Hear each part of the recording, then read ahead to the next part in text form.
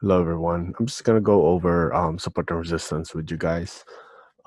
This is just gonna be a quick video to show you guys how to use support and resistance. So, support is basically supporting the stock price, and resistance is when you meet a resistance going against the stock price.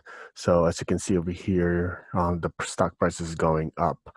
So, how do we find support and resistance? So, few things that you need to know about support and resistance is basically an area where um, traders might buy or sell, and it has to be a very really obvious area that you could just see it right away. And the more get tested, or the more it touches, the more valid that support and resistant.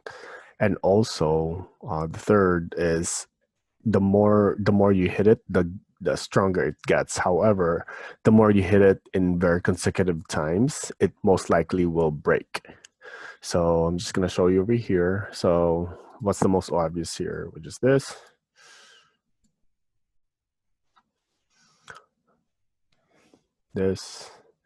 and this one. So these are the most obvious support and resistance. So if you only have this much information over here, you're going, and this doesn't exist yet. When it goes up over here, you can see that the stock is having trouble going up and it keeps bouncing like this.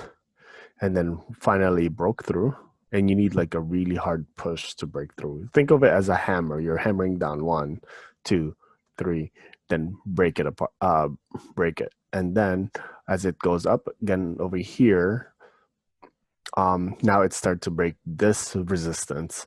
Once it hits here, and like I said, the more it hits, the more stronger it gets. So hits over here, and then this gets pushed away.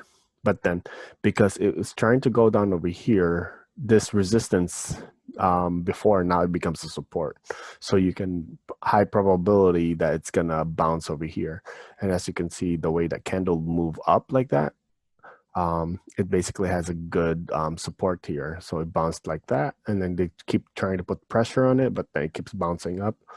And then finally, it got enough push to go all the way up here. And then all the way up here, same thing. Try to push up, got denied, pushed up, got really denied, and then it bounced back all the way down here. Actually broke through, but however, it just bounced back over here, which is good. And then keep going up. And then over here, had trouble again before it broke up. So recap, support and resistance can, they can interchange. So by the time after becoming a resistant, they can act as a support. And the more it passes through, the more legit this line is. And funny thing is, the stocks has a memory and actually remembers where it landed before. So you can rely on this, saying like, okay, most likely it's gonna stop on this side by the time we start going down like this. You get, it's a high probability play that most likely this will go up again. But yeah, but the more you hit it in very short amount of time, the more likely it will break through. So it just keeps hitting over here and breaks through over here and got denied, and then hit and bounce out. So that's how you use support and resistance. And to with this, just by this alone, you can use this as an information too on how far a stock can go. So you can measure that, put like that.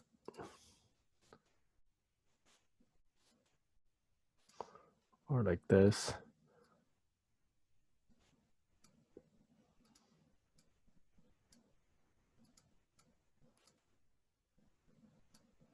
So in the future, after this breaks up like this, after the stock breaks up in a resistance and acts as a support, this is what you call retest. It tried to test the support and resistance over here, and most likely it'll hit the first target, or if you're optimistic, then it will hit the second target.